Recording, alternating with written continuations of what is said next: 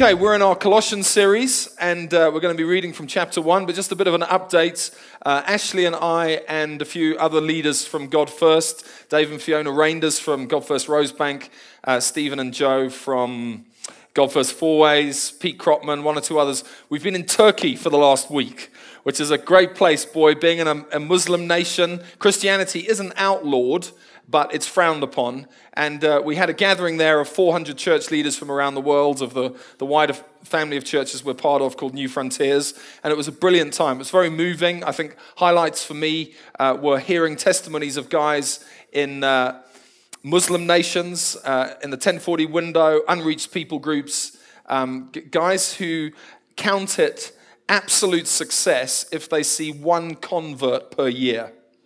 We had a guy in Turkey in Izmir saying they moved to Turkey 20 years ago, and it took 5 years to get the first 5 converts, and then they lost 3 of them, so they're down to 2.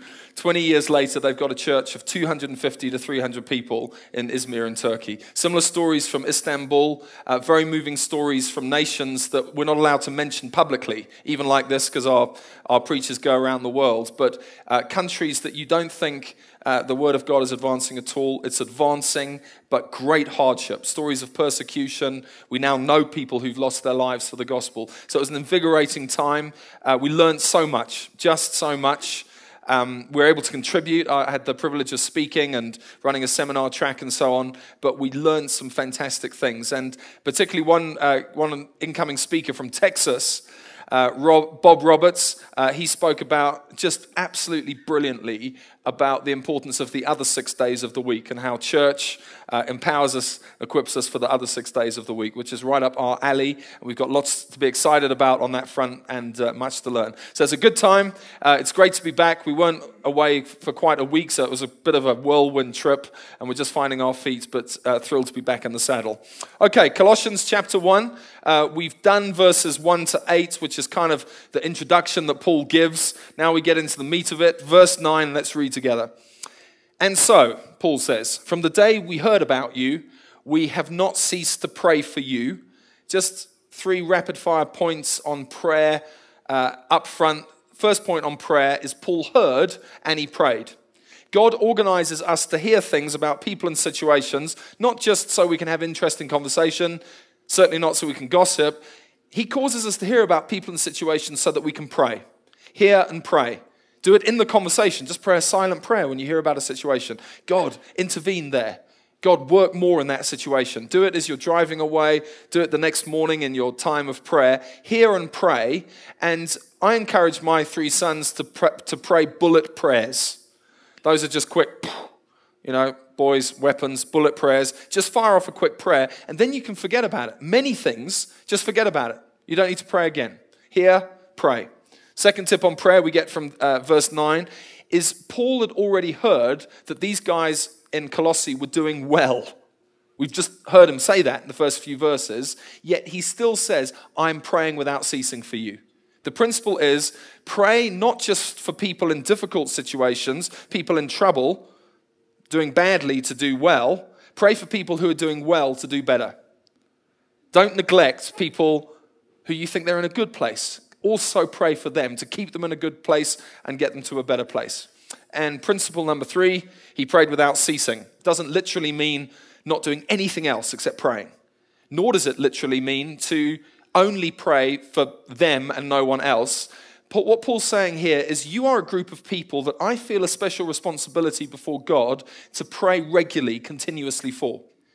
I want to encourage you in this. You'll have just a few people, just a few situations that you'll feel the privilege and the responsibility that you should regularly pray for them. It could be daily, it could be once a week.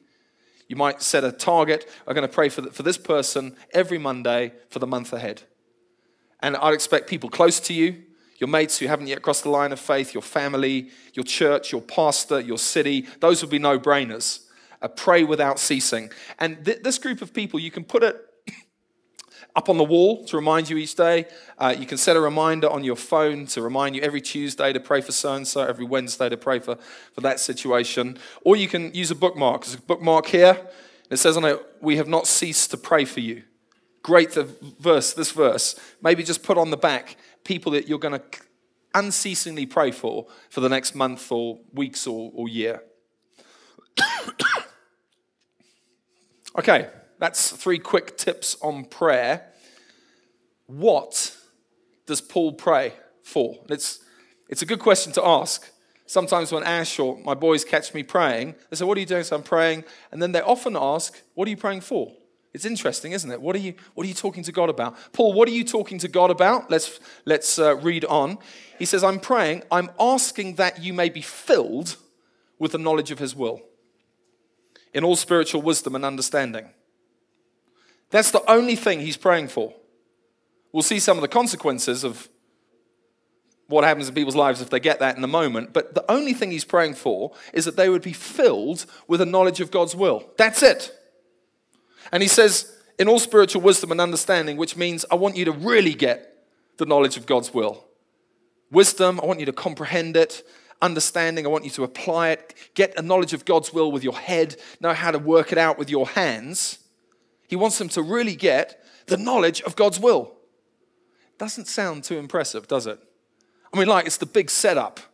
It's like teeing up the golf ball. What's he going to pray for? What's he going to pray for? That you'll be filled with the knowledge of his will. Oh. What will be the result if they get filled with the knowledge of his will? We read on. If you get it, he says, you will then walk in a manner worthy of the Lord, fully pleasing to him, bearing fruit in every good work, and increasing in the knowledge of God. Wow. These 4 things, if you get the knowledge of his will, you'll walk worthy, you'll please God, you'll bear fruit in every good work, and you'll increase in the knowledge of God. I mean, those are 4 things that everybody wants who's a Christ follower. In fact, this is the perfect summary of the Christian walk. I mean, you can't improve on that. Well, I want to know God more. It's in there. Well, I want to bear fruit and be active and effective for God. There it is. You know, I just want to please him. It's there. I want my whole life to be in the direction that God is going in. There it is. Conclusion, we conclude that this phrase, being filled with the knowledge of his will, is more powerful than it looks at first glance. Because if you get that, you get these 4 big, amazing things. Filled with the knowledge of his will. Filled with the knowledge of his will. It sounds like an old, battered lamp. So that's nothing. And then you stroke it, and out pops a genie and says, you've got 3 wishes. So, wow, there's more in this than I realized. Filled with the knowledge of his will. Stroke it, out jump these 4 things. You get these 4 if you get the lamp. Commentators are people who write commentaries about different sections of the Bible. And I often use commentaries to check what I'm preaching is in the zone and get some ideas, especially when I don't understand a passage. And I looked up this phrase, the knowledge of his will, because I was so taken with it. I mean, first reading it, that's boring. And then you see what you get if you get that. And I thought, wow, let's look. So I looked up lots of modern commentaries, and they were all actually a bit disappointing. They only gave a couple of lines on the knowledge of his will. And most of them were referred to the kind of moral will of God. Don't do that, rather do that. I thought, this can't be right, because not doing that, rather doing that. I mean, that's motivating to a degree, but it doesn't motivate me to walking worthy, pleasing him, bearing fruit, knowing God better. There's got to be more to it. And then I stumbled on this commentary. John Eadie, a dead Scottish Presbyterian, a couple of centuries back, he says, the principal fault of commentators has been to restrict too much the meaning of the phrase, his will. We are inclined to take the phrase without any restriction, ... He says it refers to God's great plan of redemption. I agree with this chap. The game on here. This makes sense. Knowledge of his will. Well, if it's God's great story, that gets my juices going. That makes me want to walk in line with God, please him, bear fruit by doing good works for his glory, get to know him better. It's in the zone. And it's how Paul invariably thought